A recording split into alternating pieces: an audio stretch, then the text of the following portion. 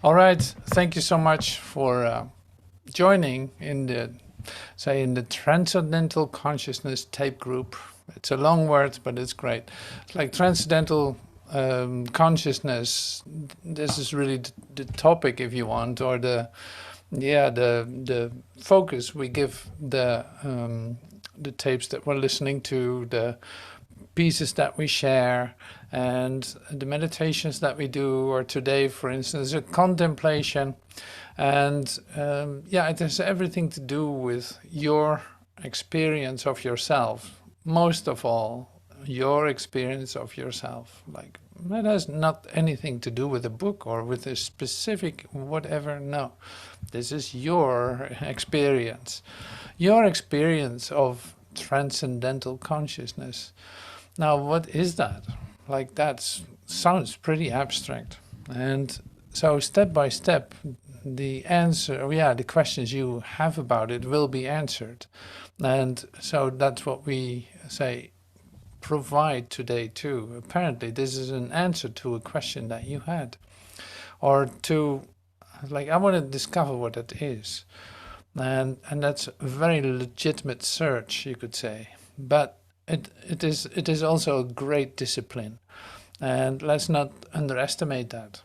I mean, it's an incredible discipline, and discipline not as hard or difficult or whatever. No, it is like a continuous vigilance uh, against what isn't, you could say. Seeing it for what it is, learning to see for what it is, and coming back to it, being willing to come back to it. That's, I think, the greatest part of the discipline. Okay, yeah, you have wonderful ideas. Okay, great. Now come back to truth. Forget about your ideas.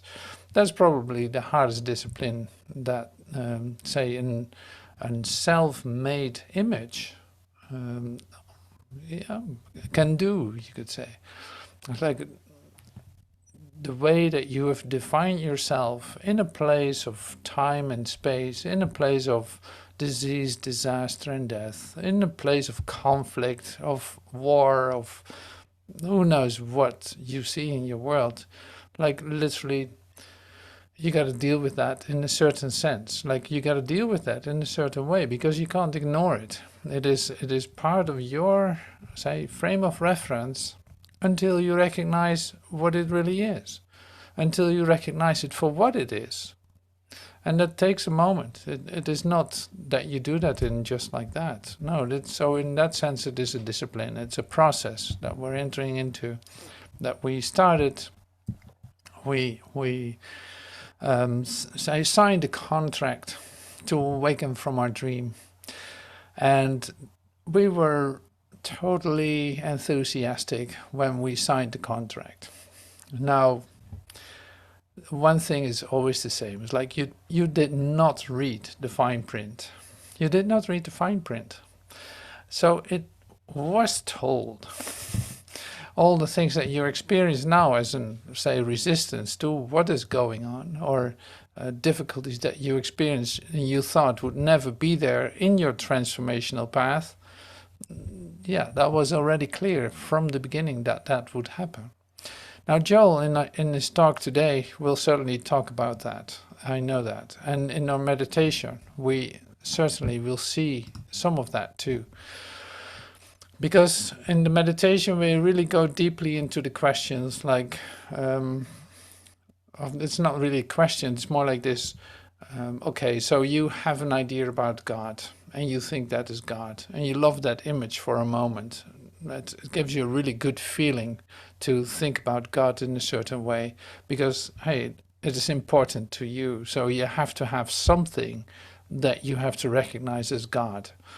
And Joel takes that certainty away, you could say, in the meditation that we're going to do, which is really like a contemplation. That's why I called it that too.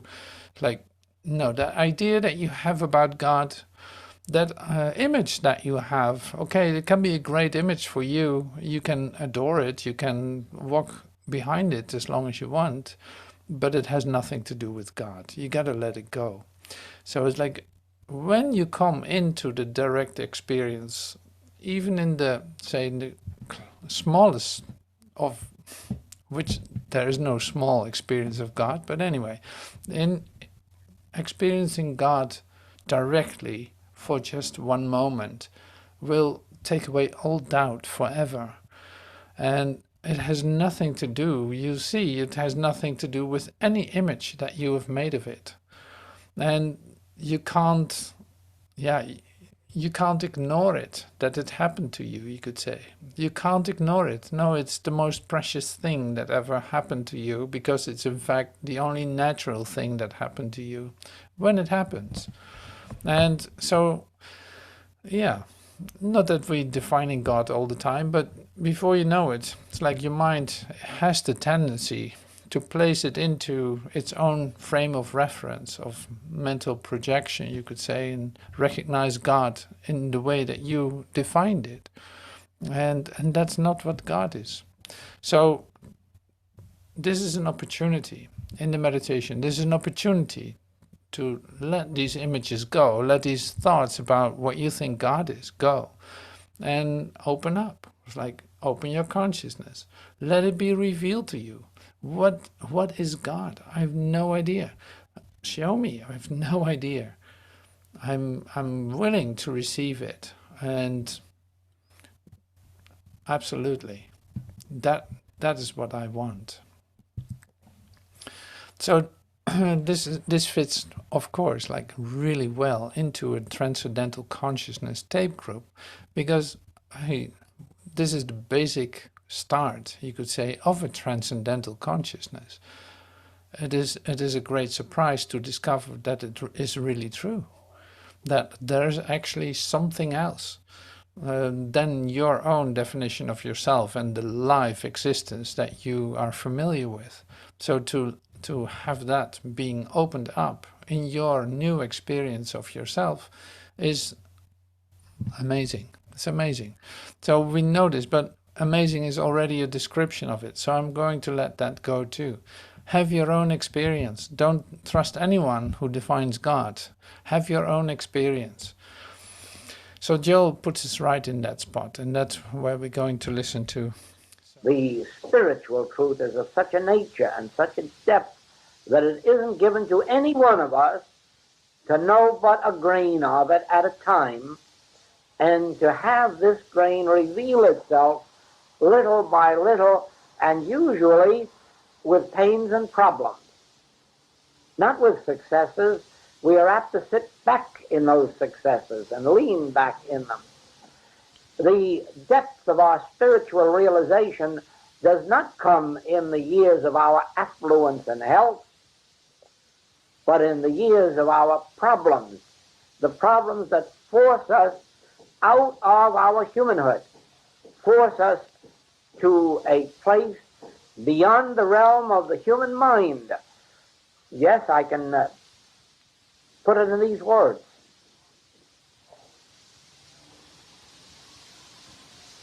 Everyone believes that they have some knowledge of God.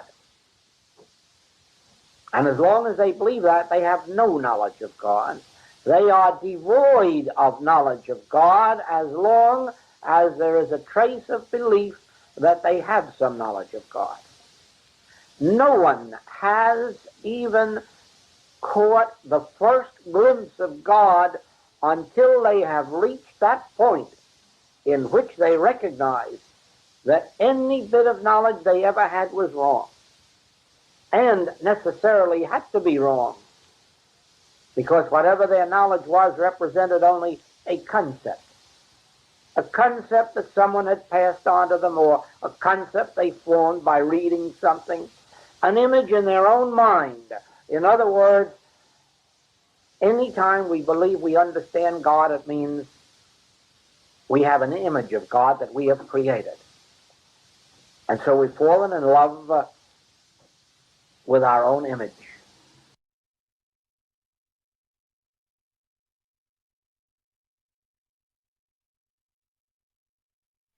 La vérité spirituelle est d'une telle nature et d'une telle profondeur qu'il n'est donné à aucun d'entre nous d'en connaître plus qu'un grain à la fois, et de voir ce grain se révéler petit à petit, et généralement avec des douleurs et des problèmes, et non avec des succès.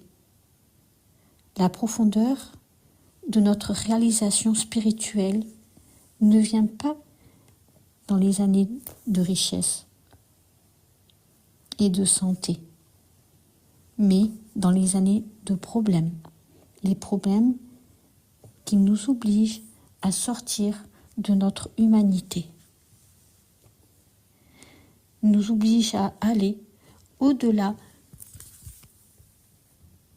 du domaine de l'esprit humain. Oui, je peux le dire avec ces mots. Tout le monde croit avoir une certaine connaissance de Dieu. Et tant qu'ils croient cela, ils n'ont aucune connaissance de Dieu. Ils sont dépourvus de connaissance de Dieu, aussi longtemps qu'il existe une trace de croyance selon laquelle ils ont une certaine connaissance de Dieu.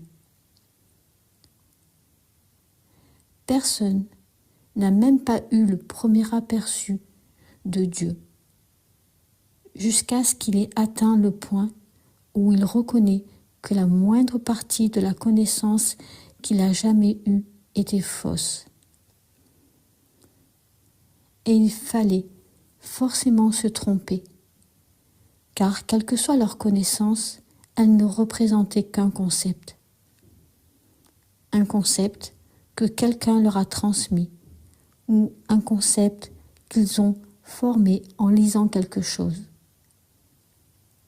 Une image dans leur propre esprit. En d'autres termes, chaque fois que nous croyons comprendre Dieu, cela signifie nous avons une image de Dieu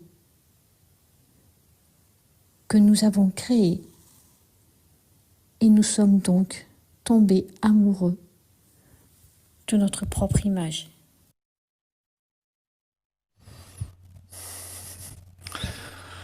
All right, thank you so much for joining in this contemplation, what it really is. You know, it's really a contemplation.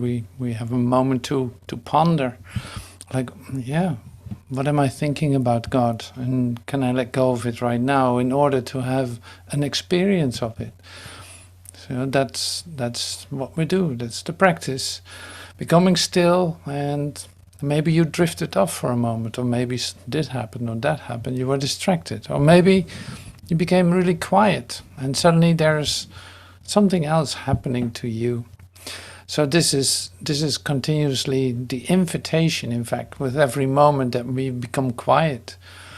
So that's what I meant with the like vigilance for this, to coming back, your willingness, you come back to this. Come back to this. No, there's no exception. You can ask for it all the time. Yes, here it is. Oh, here's Joel helping us. Yes, welcome. Yes. So the great thing is that, in this in this series, I also use a parenthesis in eternity, and that's a book of Joel. And so today I use something from chapter 10.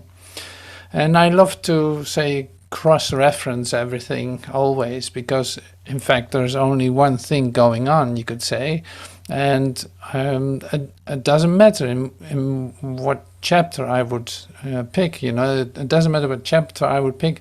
It would tell me the same as what he tells in the talks, what Joel tells us in the talks, because in fact it is all one story.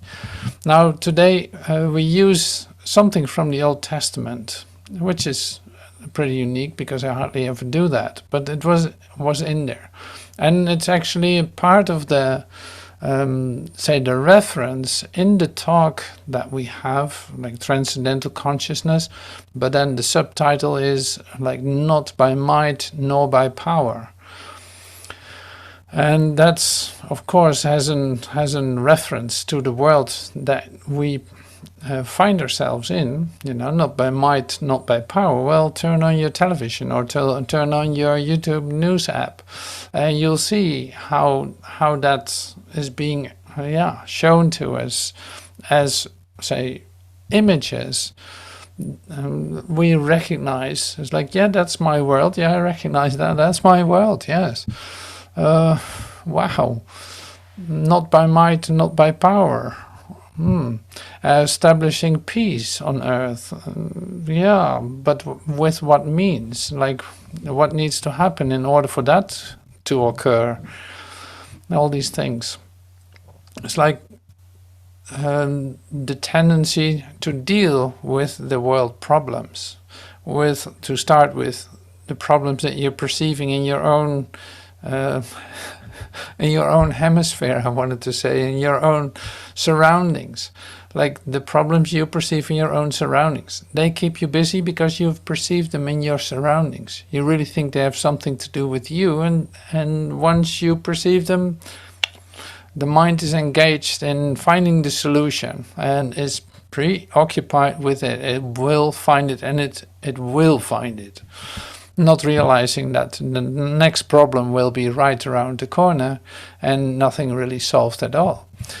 So we're not going into that right now, but it is on the same, say, level of confusion, you could say, and recognizable as just a normal human trait, a human tendency. Okay, so I share with you first Zebediah, first from that. You recognize it because it is, say, the part of the title from the video of today. Not by might. That's in fact the title of the meeting that we have right now. So here's Zebediah. Zachariah. Familiar with the Dutch terms too, so it's like Zachariah. Oh yeah, okay. It's all right. So here we start. So here, this is where the title comes from. Not by might nor by power, but by my spirit. So then the angel.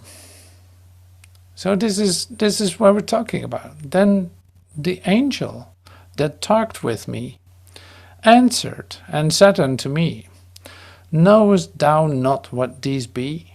And I said, No, my Lord. Then he answered and spake unto me, saying, This is the word of the Lord unto Zerubbabel, saying, Not by might, nor by power, but by my spirit, says the Lord of hosts. Who art thou, O great mountain? Before Zerubbabel thou shalt become a plain, and he shall bring forth the headstone thereof with shouting, crying, Grace, grace unto it. Now we're going to use a very specific part in this. That's why I put it on like 5 till 7. Zechariah 4, 5 to 7. Here it is. Then the angel that talked with me answered. It's like, I don't know about you. Did you talk today to an angel? It's like, so who's actually receiving this message? He actually was talking to angels, apparently, huh? So it's like, these are all possibilities. You can talk with angels too. Nobody's excluded from that. Of course, this is not a course in talking to angels, but it is like opening your consciousness. Transcendental consciousness can communicate in a whole different way than you're used to as a human being. So it's all happening in you, in other words. So here's an angel talking to you. Then the angel that talked to me answered and said unto me, Knowest thou not what these be? It's like, do you know what we're talking about here? And I said, No, my Lord. And I said, No, I don't know. So what happens immediately when he is saying, No, I don't know, my Lord? So what happens? Now, this is great. So I'm going to get out of this, because this is what we have been contemplating. Like, what is happening?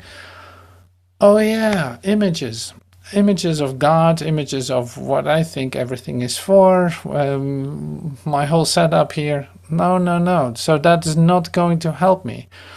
So here is an example of someone talking to an angel That's already quite something, isn't it?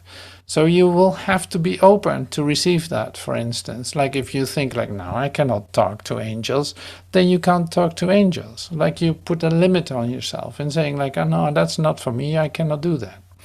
Like, well, you don't know. You don't know. So don't limit yourself in any way. This is one step.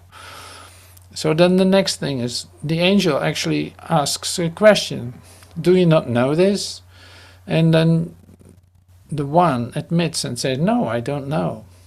So what immediately happens with the consciousness, with the mind, you could say, with the consciousness, opens up to receive this. Not by might, not by power, by my spirit, but by spirit, but by spirit. By inspiration, inspiritedness, like it's given to you in this moment to receive it. That's what makes this incredible. Your transcendental consciousness is able to receive messages, hearing voices that have nothing to do with human communication. It's completely from a different order, but totally natural to you. So it's not anything to be scared of, or no, it's just different. And this is what is given us, even in this small, say, what is small? It's like there's no comparison to be made, really. It's like, here's a message. So that's really great. That helps us to come to a transcendental consciousness. This is totally helpful. Who knows, you might talk to an angel this week, not realizing that you were resisting it before, and suddenly it's possible. Like, why not? Then, not knowing what God is, say, putting all your images in the garbage bin, you could say, putting them all away. And it's like, well, at least it's not. It's not that. It's not that. So now my consciousness is open to receive it. Wow, that's really an adventure. I'm not sure what is going to happen, what is going to be revealed to me. So this is, and you feel immediately what it does with you if you're that open. You don't have to defend yourself. No, it's like not by might, not by power, and also not by defense. You don't have to defend it. If it's real, it's already part of you. So why would you defend yourself against it? That's reasonable, right? Now this comes to you grain by grain, as Joel says. It comes to you grain by grain. A little bit. So you're building your trust in it. It's like you're building your trust. You're starting to become more open, and you discover you have nothing to lose. Now you open up further. Whoa, that was huge. Also, like you were exactly in the right moment, in the right time to receive it. Nothing is forced upon you. No, this is coming by inspiration. As soon as your consciousness is open, it can come to you. If you don't want it, it will not come. Also fine. There's no pressure. Not by might, not by power. No, this goes exactly in communication with you, because that's where it's all about. It is about the communication that's taking place in you with God, who is one with you. Now, an interesting thing, of course, is in the difference between human communication and God communication, you could say. We grew up with an idea of communication as being a question and an answer, something there, like one asked the other, question, answers that are two different things. The answer might come one day, but the question is already asked. There's a time delay, there's a separation really like demonstrated in it. Now, what if communication is immediate and is whole and is happening right now? And it is happening right now. So communication can only be whole if it is, if it's whole, it is real. If it is between two things, it is nothing. It is not communication. Yeah, you know all about this. Like you're familiar with the idea in your human communication that if you tell someone something, this one something might hear it completely different than you meant. And there's the conflict. Or, I thought I told you. Well, people forget things. No, if there are two, you could say like, if there are two, it's chaos. It is not communication. So when you allow this communication between God and you, who is one with you, whatever that means, you might want to experience that. You don't want a definition of it. No, it's whole. So what that is, I don't know. I'm going to experience it when it happens. And it's immediate.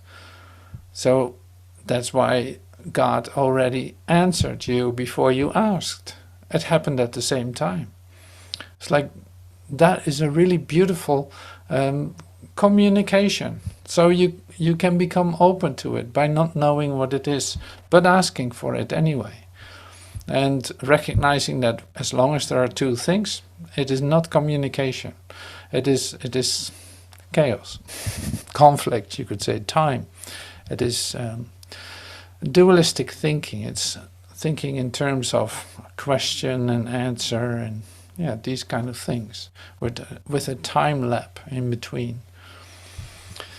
So that's another idea, you could say, that I'm sharing now, but very essential in, say, developing your transcendental consciousness. And developing, I don't mean actually that you're going to make it, or that you make another image of yourself being a transcendental something. Like, no, the transcendental part of the consciousness is that it goes beyond your human ways, that it goes beyond your human conception and your human appearances that you perceive for just a moment, and seeing them for what they are. So like it cannot possibly have to do with truth, because I'm actually seeing objects outside myself, and that's not what wholeness is. That's not what oneness is. That is not what at one-ment is. So we're still dealing here with very basic ideas, but in fact that's where this is all about, this whole process. It is remembering, oh yeah, that's not it. Oh yeah, that's not it either. Oh yeah, that's not it either. So okay, here we are. Here's a question. What about this physical universe? Then you can ask, like, what physical universe? The answer to that is that the Master's statement, my kingdom is not of this world, this world is the world of the Adamic dream. This is the world of mortal conception.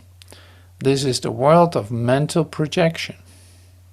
See, that's like all the images that you've made and all these images that you're encountering during the day, perceiving problems and thinking that you need to solve them, and thinking that there can be a lack, that you can lose the ones that you love, that this can happen, that can happen, that pain is real of some kind and that you deserve it or that you need it in order to do something. All these aspects of the Adamic dream. The truth is that God is spirit. So much for a material universe. Now here, there will be an instruction that's following up. It's really, really, really precious. And I'm sharing that with you in a second. Here, listen to this. The truth is that God is spirit, consciousness, and therefore all that really exists is God formed, God in manifestation. Yeah? That's acceptable. But now, you look at this. It takes spiritual discernment to know the things of God. Right? You know this. It's like, in fact, the whole meditation was about that. Knowing the things of God. If we talk about knowing is not, say, in any way related to your perception. Knowing is not related to conclusions that you come up with. So it's like knowing has in fact nothing to do with your thinking. It has nothing to do with intellect. And there's no way that you know anything if it isn't everything. So that's really true. Like knowing is whole. It's also whole. And that's just like I said with the idea of say communication. Knowing is whole too. You know or you don't know. Like, and that's not an opposite. Not knowing has nothing to do with knowing. Okay, I'll come back to that later. But here's the sentence I thought was so precious. It takes spiritual discernment to know the things of God. Let us not look at this visible world and call it spiritual. Essential. Let us not look at this visible world and call it spiritual. But on the other hand, let us not look at it and call it a creation separate from God. Now here's a lesson to learn, you could say. This is huge. So let us not look at this visible world and call it spiritual, call it real. But, on the other hand, let us not look at it and call it a creation separate from God. Now, what is happening then? That's really interesting. It's like, oh yeah, oh yeah. So, the thing, like, this is so great. If you can hear it, it is so lovely. It's like this world that I see has nothing to do with reality. You know, it has nothing to do with it. Like Joel says this. This world has nothing to do with reality. But on the other hand, there's a way of looking at this world that doesn't deny God's creation. And you can see, like, well, I cannot get this. I cannot connect the two. I'm sorry. I don't know what this is. So what I'm offering here is this. It's like in between that, this world is nothing. My idea about this world is not real. No. But if I put my ideas aside, I can actually see something that reflects the love of God. And that can very much be in form. It doesn't even matter if it's in form or not. But it has nothing to do with my ideas, just as my ideas have nothing to do with what God is. But God is there. So is this with this world. It's like this world is there, but I cannot see it with the way that I'm, say, programmed, you could say. No, I need spiritual vision in order to see it. There's a way of looking at the world in which I can see God reflected, where I can see the Christ in everyone I meet. Is that in a body? It doesn't even matter anymore. I'm not denying that there would be a body, but it's not about that, and I can directly communicate with it. We recognize each other in the whole communication that is taking place and available. That is the difference. It's like, yeah, we're communicating directly. It has nothing to do with anything. Not with my ideas, I know that for sure. My ideas about how I should communicate with you have absolutely no meaning. But it doesn't take away that we can communicate. Because communication has to be whole, to be real, not to be disturbed by any kind of idea. No, just letting it happen the way it is. The same with creation. Can I see the creation of God reflected here on earth? Yes, absolutely. Does it have anything to do with my ideas? No, it doesn't. So you can say, like, okay, I'm actually able to look with Christ's vision. That is the possibility that's given, that Joel is recognizing and trying to express to us in the words that he gives. So that's really, really something else. So not by might, not by power, not by force, not by putting ideas on one another, not forcing ideas about God on anyone, like is very natural whatever natural is in a religious war, to force ideas about God on someone's, like, hey, you don't do it right. Well, if you think somebody else is not doing it right, what happens? You're actually admitting to yourself, what I'm doing doesn't make any sense. I don't even know what God is. Otherwise, I would have no idea about it, and we would join together and find ourselves in heaven together, right here, right now. It has nothing to do with this world, has nothing to do with ideology, has nothing to do with who knows what, my political background, or my racial background, or my greed, or my whatever, you know? It's like all that has nothing to do with it. No, communication is whole, is immediate, and doesn't exclude, otherwise it is not communication. Now, good luck with that. So like I said, it is a training, grain by grain, not bomb by bomb, grain by grain, like little pieces of God experience, brings you closer. So Wambo, there's a God experience. I never ever have a doubt anymore that there's a God. I just experienced it, and so are you. It's like there's a God, and it's communicating directly with me. I don't care what anyone has written about it. I don't care about any concept about it. Just sitting still, receiving that. Like what is God? What is God? How do I know I'm alive? Questions like these, like, who am I? How do I know I'm alive? What is God? What is communication? If I don't even know what communication is, what can I expect of this Adamic dream? It's going to be a disaster. Well, look at your world. Wow. So this is what Joel offers us, which is pretty amazing. And yeah, so the talk comes up. See, we have time for that. Yeah. We have time to listen to like half an hour of the talk. So the meditation came also from this talk, in case you didn't know. So I'm not sure where we start off. Maybe just before, when this meditation in fact was recorded, and see what happens. So thank you so much, and let's listen to Joel. Good evening. Ah, it's wonderful to be here again. It really is. It's something we look forward to more and more each year.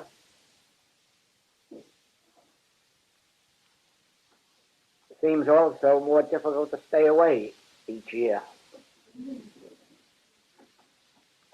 But the work is unfolding here in England beautifully. And it's a joy to watch it. It's a joy to have the experience with those students whose progress is so evident. For this reason, I'm particularly glad that just we are here together tonight.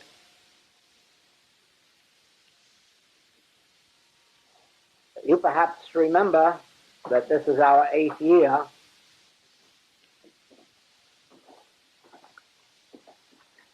And that is 8th year of our work in England. And probably all of you in this room have been with us nearly all of that time. And so by now you are able to know to what degree the Infinite Way is molding your lives or changing your lives or improving them. Only you can look back on these years and know whether or not you are deriving from your study and meditation that which you had hoped for.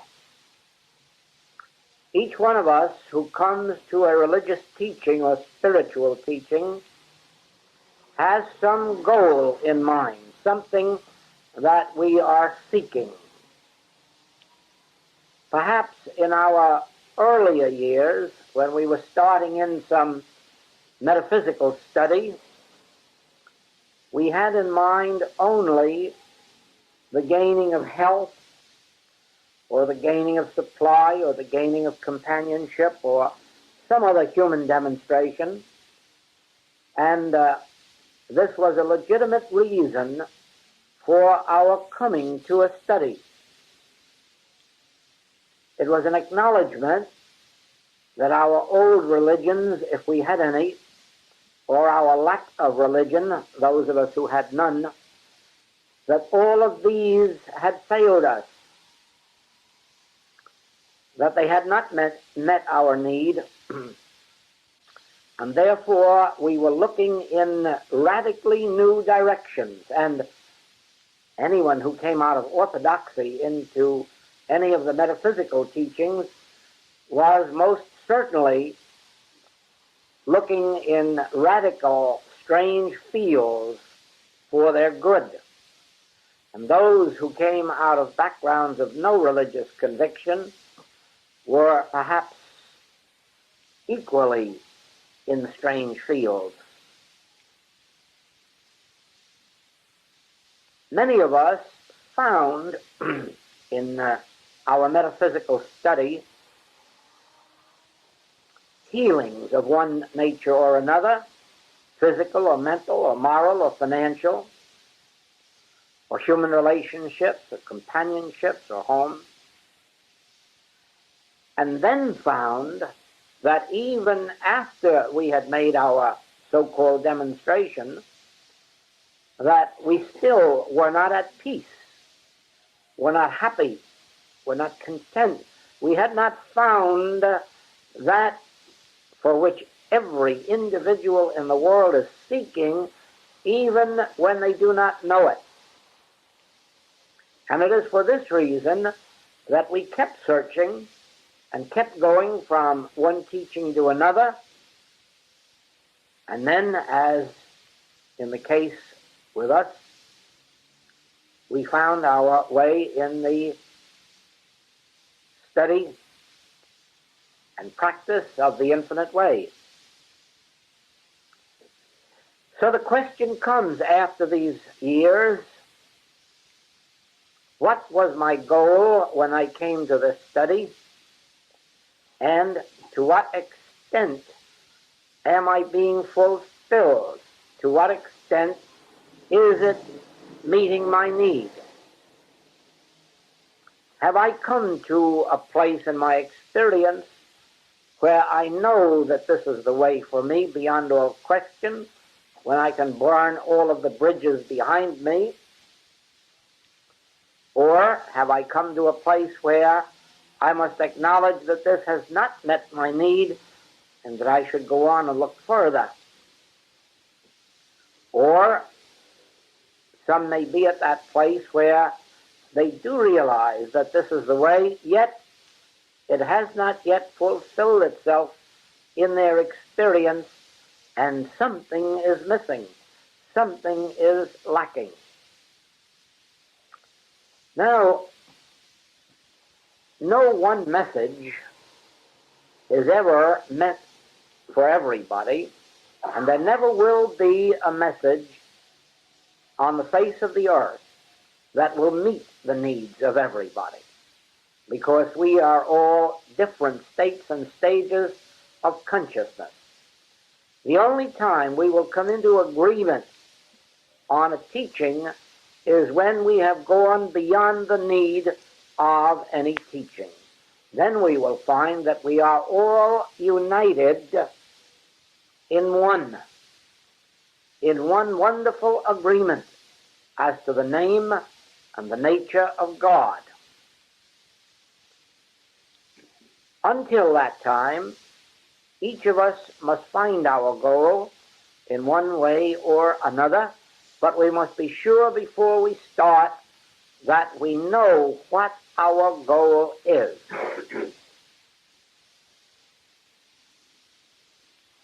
By now, you realize that the nature of this message is that we are seeking spiritual illumination, that we are seeking the realization or the attainment of the fourth dimension of life. That is our particular goal. We are not seeking health. We are not seeking supply. We are not seeking better business or the sale of property. We are not seeking better morals. we are seeking the kingdom of God, the realm or the realization of spiritual being. The longer we search and the harder we search,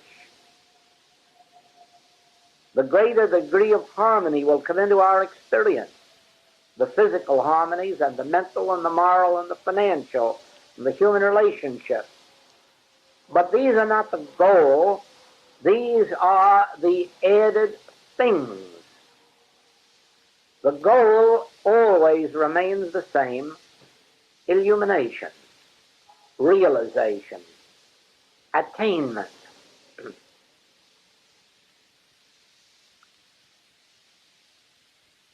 When this message was first presented, the manuscript of the book The Infinite Way was considered so radical that no publisher would publish it. It was considered too idealistic and too impractical. Since that time, as you know, it has been published in many languages and by some of our very best of publishers in the United States and England, Holland, Germany, Switzerland, and this year starting in Japan, of all places, Japan right now.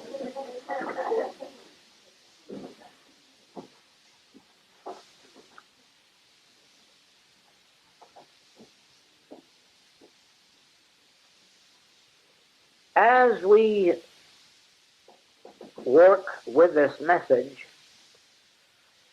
many new revelations unfold, things that we have heard about, maybe read about, never realized. And some of these, when the realization takes place, makes us seem kind of foolish that we hadn't thought about it before because it was so simple. I have told you in classes about my experience with that statement that is found on the walls of all Christian Science churches. Divine love always has met and always will meet every human need. Many times I've looked at that sign and wondered why Mrs. Eddy insisted that it be placed in every church, because, well, judging from appearances, it wasn't a true statement, because I knew so many of the people in the churches, and I was pretty sure from what I knew that divine love hadn't yet met their need, yet it said always has met and always will meet. But oh, there were so many cases where I knew that wasn't so. And I wondered why that statement, what was behind it. And one night, puzzling for a whole hour about it, all of a sudden the inner meaning dawned. And I saw why she had placed it there, and I saw the rightness of it. Wondered that it hadn't been explained. Reading the sign, as it seems to read, one would think that there is a divine love somewhere that is going to meet our human need, or always has met our human need, but it doesn't mean that at all. The divine love that meets our human need is the love that finds expression through us. It's the divine love that we release. In other words, it is in the degree that we learn to forgive our enemies or to pray for our enemies. It is in the degree that we are able to forgive 70 times 7. It is in the degree that we are able to dispense our philanthropy not only to our friends, not only to those who have the same religious belief that we do, but actually to share our tithe, our benevolences, with those of any faith or every faith or no faith. Not asking them even whether they have a faith, but asking only do they have a need, and can we help to fulfill it. In other words, the degree of impersonal and impartial love that we can permit to flow out through us is the love that meets our need. There isn't any love out here in this room. The only love there is in this room is the love that is flowing back and forth between you and me, and back and forth to and from each other. There is no other love in this room. This room is completely empty of love. It is only the love that finds expression through us that fills this room. In the same way, there isn't an iota of hate in this room, but that doesn't mean that the next group that comes in here cannot jump at each other's throats, because it will depend upon what they bring into the room. They are not going to find anything here. And that is what the Master meant when he said, you need not worship in holy mountains, nor in that holy temple in Jerusalem. The kingdom of God is neither low here nor low there. The kingdom of God is within you. You are not going to find God in a holy mountain. You are not going to find God in a holy temple. You can bring God to a holy mountain or an unholy mountain. You can bring God to an unholy mountain and make it holy. You can bring God into a lion's cage and make the lions tame. But you can't find God there. You bring God there. You bring love. You bring peace. You can't find peace by going to any country on the face of the globe, and you never could. You bring peace and then find it. But you bring it in order that you may find it. For what you do not bring is not there. So it is that just recently I have had an unfoldment on something that makes me feel rather ashamed to admit, because I should have known it several hundred years ago.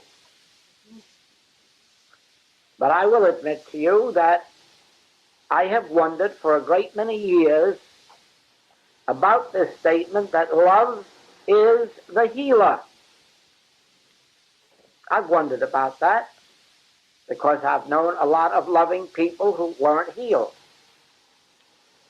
And I've wondered, what does this mean? And I don't only mean humanly loving people, but those who have caught a measure of spiritual love, impersonal love, universal love. And even with that, healings have not taken place. And so it is only very, very recently that the light dawned and realization came. Love is the healer, the love of God. To love God supremely, to love the Lord thy God with all thy heart and with all thy soul. To love God so that it is not lip service, so that it is not a metaphysical cliche, so that it is actually a feeling within one. This is a healing agency. This really is a release or an overcoming of what the Master called this world. Love is a liberator, but love of money isn't, and love of position isn't, and love of one's family isn't. It's love of God. Oh, almost every mother on the face of the globe loves her family, and most fathers. But that isn't a healing agency. Many love their neighbors, but to love God is the secret, and it is the answer of the entire subject of love. And wherever love is mentioned, it really means love of God, or the love of neighbor, which is a love of God. In other words, to love one's neighbor purely from the standpoint that in loving my neighbor I am loving God, for those who say they love God whom they have not seen, but do not love their fellow man whom they have seen, they are liars. Therefore, to be able to love our fellow man not for his sake, but because in loving him we are loving God who constitutes his being, the being of man. God who is the creative principle of man, the Father. So it is then that as we walk this path of the infinite way, you will find out how little you know of spiritual truth. Don't think I mean just you, for I'm always discovering how little I know. The spiritual truth is of such a nature and such a depth that it isn't given to any one of us to know but a grain of it at a time, and to have this grain reveal itself little by little, and usually with pains and problems. Not with successes. We are apt to sit back in those successes and lean back in them.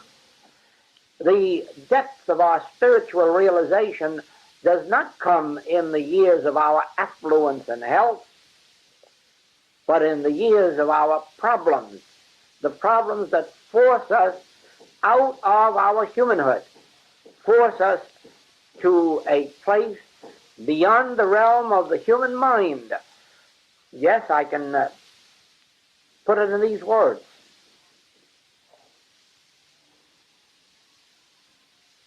Everyone believes that they have some knowledge of God.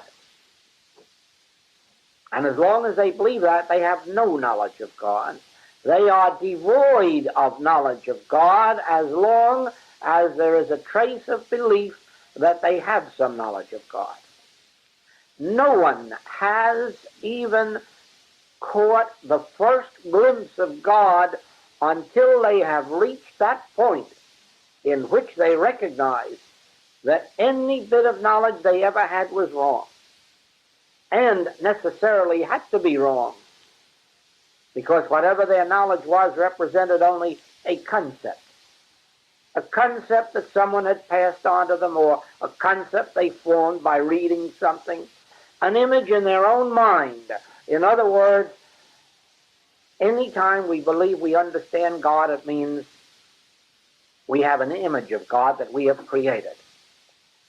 And so we've fallen in love with our own image, the image that we created. Not knowing sometimes we've created a monster, even when we call it God. You see, it is not possible with the human mind to know God. It is not possible to entertain a concept of God that is correct. We can know something of the nature of God, as when John says that God is love. That is not knowing God, remember. That is merely knowing the nature of God. In other words, when we say God is love, we are also saying that God does not create sin, or God does not create disease, or God never created death. When we say God is love, we are at the same time saying that God is not responsible for any of the ills that exist on the face of the earth. They are entirely man-made. This is not knowing God. This is merely knowing something of the nature of God. And we can know that because it is revealed to us, and it has been revealed to us through the mystics of all ages, that God has never created a disease of any name or nature on the face of the globe. God has never been responsible for age. God has never caused a death in the entire history of the world. God couldn't do those things and be loved. Nor could God do those things and be life eternal. For in life eternal there can be no death or awareness of death or responsibility for death. And so it is that we can overcome many of the false concepts of God that we have entertained because of previous religious beliefs. But all of that does not yet bring us into a knowledge of God. And of course, it never is possible to have a knowledge of God, because that would mean that we are encompassing infinite God in a finite mind or finite consciousness or finite understanding, and that would be impossible. But we can, as we continue our studies and our meditations, we can rise to that place, and I have quoted this to you before, of Maimonides, who said that if you say God is great, or God is love, or God is all, or God is infinite, you are saying no more than when you say God is. And so it is possible through study, through meditation, it is possible through catching glimpses, not of what's written in books, but what lies between the lines of what's written in books.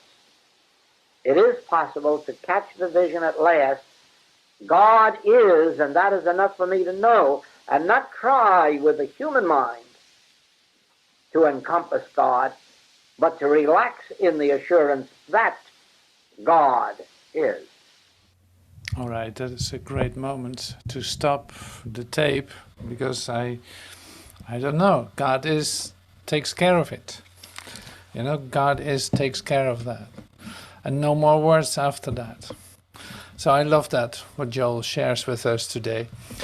And see, the word knowledge is kind of interesting, because like Joel says, it has nothing to do with intellect. It has nothing to do with what you figure out.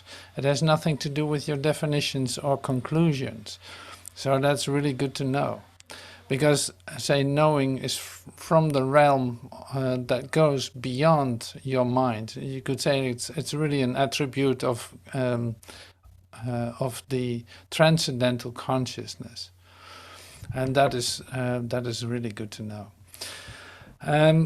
So another thing that Joel brings in is then to come to this. So it's like, how do you come to this? Huh? So it's like study, meditation, and being open and catching glimpses of truth.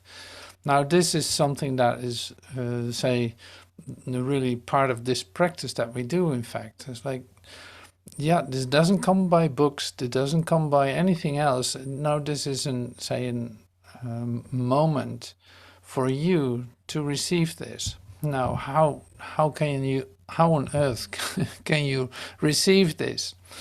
It is the same as the love in the room, you could say. Like, you bring that.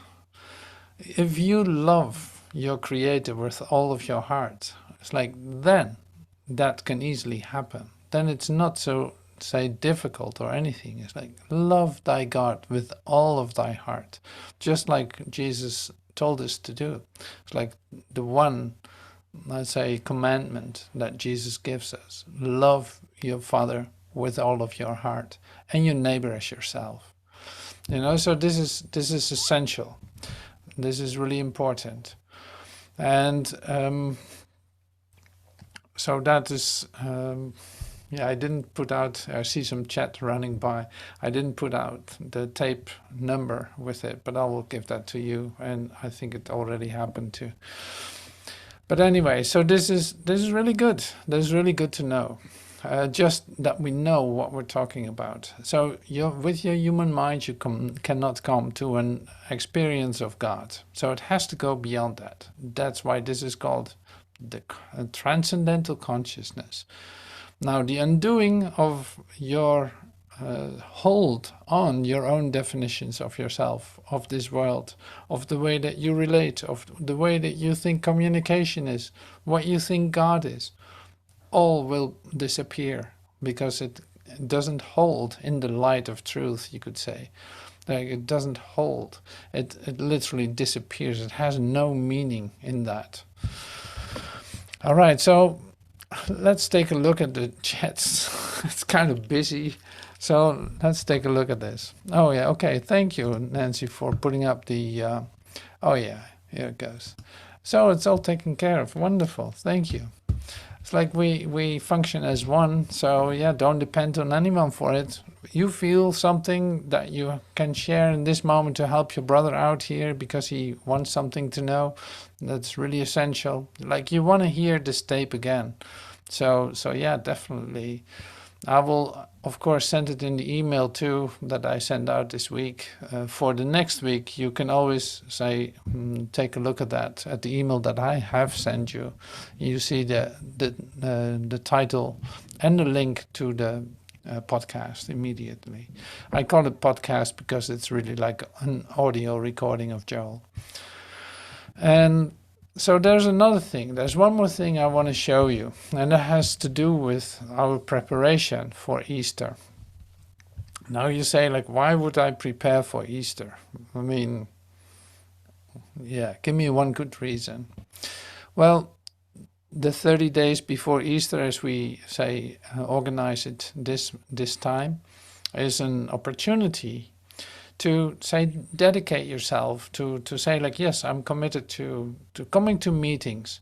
I'm coming to meetings, and I'm say participating in the possibilities that are being offered in relationship with coming to know what actually resurrection is, or what rebirth is, or what say what it is from the old man to the new man.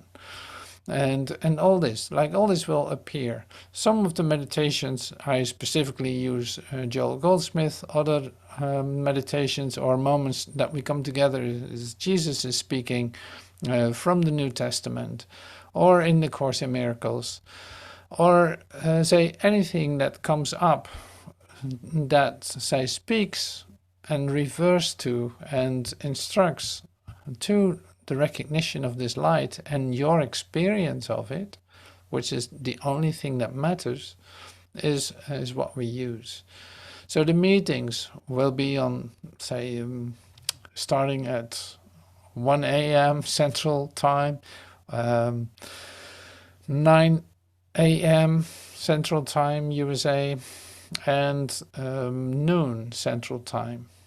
So it's not that on every time there will be a meeting, but there's a schedule, and I'll send it to you if you're interested.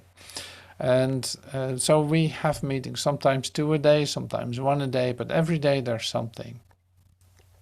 Now here I made a very little movie thingy video, and that takes only 2 minutes or so, and it will tell you a little bit about the atmosphere in which this will take place.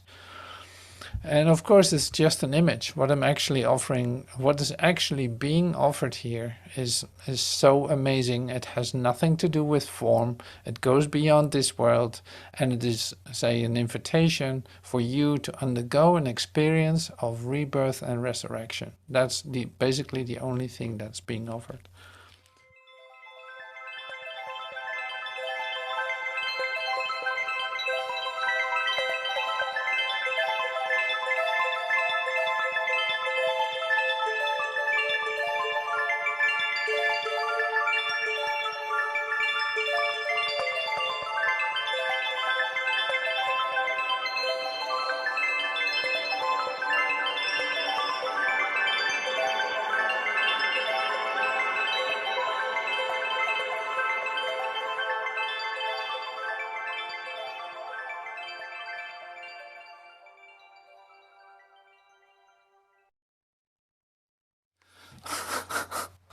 I just did it this way, not to fall into too many words about it.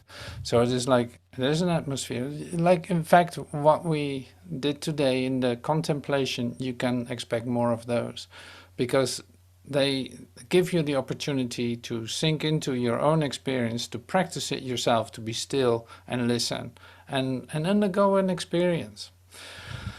So that's what I wanted to give to you. So you can find it on the website, and I will share it with you by email if you feel like joining in for 30 days. There's no pressure of being there. Like the commitment is really for yourself. Take time every day to be still, and you do this practice anyway. So, but here there are some moments in which we can join, and that can increase your inspiration, you could say. All right. So thank you so much for joining today, for being in this tape group. And if you have any questions or if you want to share something, you're welcome to do that by email. And for now, I'm wishing you a very nice day. And I'll play some music just to stay in the energy a little bit longer. All right. Thank you so much. Thank you for everything.